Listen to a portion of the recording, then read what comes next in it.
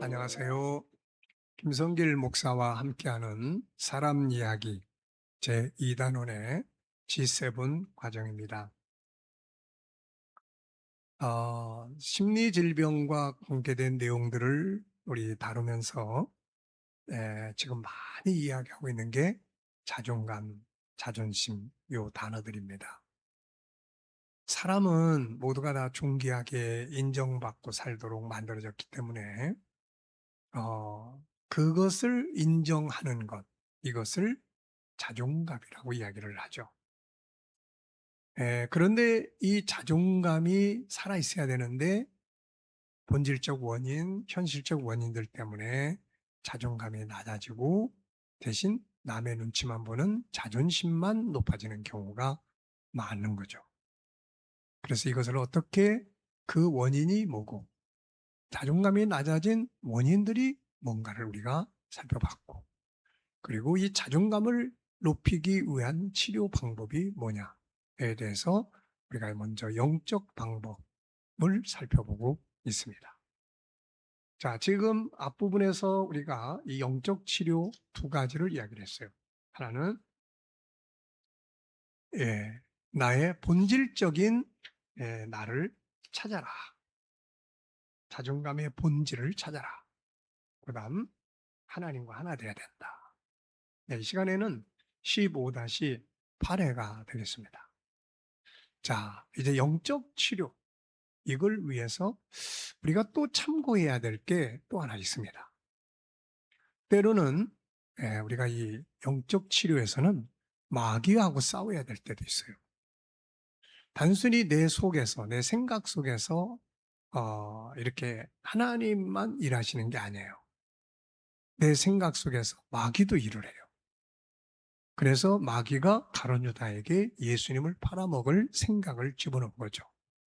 또 다윗이 인구의 숫자를 헤아릴 때 마귀가 다윗에게 교만한 마음을 넣었다라고 이 성경은 이야기를 해요. 그러니까 우리의 생각이 단순히 인간적인 면에서만 생각이 작동하는 게 아니고 여기에 영적 존재 마귀가 우리 안에 생각을 집어넣고 불현듯이 떠오르게 하는 경우도 많이 있다는 겁니다. 그래서 때로는 우리가 인간적인 노력과 훈련을 해야 되지만 때로는 영적인 기도, 마귀를 쫓아내는 그런 생각을 물리치는 이런 기도가 필요할 때가 있다 하는 거예요. 예수님께서 마태복음 16장에서 십자가에 달려 돌아가실 것을 말씀하실 때 베드로가 선생님 그리하지 마시옵소서 십자가에 결코 죽으실 수 없나이다. 이렇게 이야기를 했어요. 이 얼마나 좋은 권고입니까? 예수님이 십자가에 달려 돌아가신다는데 제자가 아유 그러시냐고 잘 죽으시라고 이럴 수 없는 거잖아요. 충실한 제자라면 당연히 선생님 무슨 말씀하시는 거예요? 절대 그럴 수 없습니다. 내가 지켜드릴게요. 이럴 수 있는 거죠. 근데 예수님이 이때 뭐라고 말씀하셨어요? 사탄아 물러가라. 너는 하나님의 일을 회방하는 자로다. 이렇게 지적하신 걸 볼 수가 있어요. 그러니까 베드로의 지금 생각 속에서 예수님께 권고했던 이 생각은 지금 단순히 베드로의 생각이 아니라 마귀가 베드로의 생각을 충동하고 있다는 거예요. 그래서 우리가 이런 걸 참 조심해야 될 때가 있습니다. 이거. 그래서 이런 부분들이 생겼을 때는 우리가 비신앙인들이라면 어쩔 수 없지만 신앙생활을 하는 분들이라면 이런 걸 우리가 감안을 해서 내 안에 잘못된 생각을 집어넣는 사탄, 마귀를 쫓아내는 이런 기도가 필요할 때가 있는 거예요. 마귀는 항상 나의 부정적인 면을 많이 생각나게 합니다. 나의 길을 꺾어 놓으려고 한 거죠. 제가 목회하면서 제일 힘들었던 게 바로 내 안에서 일어나는 정죄의 목소리였어요. 내가 뭔가 조금만 잘못을 행하면은 내 안에서 바로 나를 정죄하는 목소리가 나오는 거예요. 야, 네가 목사야? 무슨 목사 자격이 있다고 그래? 나는 그 말을 들으면 또 내가 수긍을 합니다. 그래, 맞아. 아유, 나 같은 게 무슨 목사 자격이 있다고. 그러면 이제 그 다음에 뭐 합니까? 아유, 그만둘까? 근데 나중에 제가 그걸 깨달았어요. 마귀가 하나님의 종을 흔드는 방법이에요. 우리는 어차피 다 실수도 하고 죄성도 가지고 있고 그래서 죄의 생각도 하고 또 부족함도 있고 그래 넘어지기도 하고 그런 거예요. 그래서 십자가가 필요한 겁니다. 그래서 제가 어느 날 로마서 7장, 8장을 통해서 그 답을 얻었어요. 사도 바울이 예수 그리스도로 말미암아 우리가 죄사함 받는다 그러면서 그럼에도 불구하고 우리는 갈등을 가지고 산다.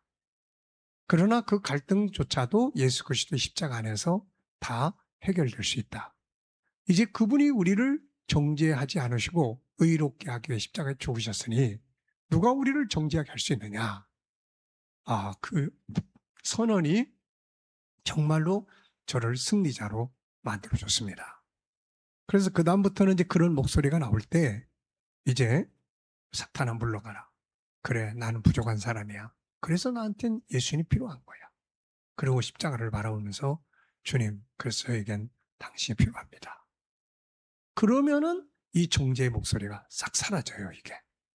그래서 때로는 우리가 이렇게 나를 정죄하고 내 속에서 나를 아주 형편없는 존재로 만들어버리는 이 마귀를 영적인 기도를 통해서 물리치는 기도가 필요할 때가 있다 하는 것을 기억하시기 바랍니다.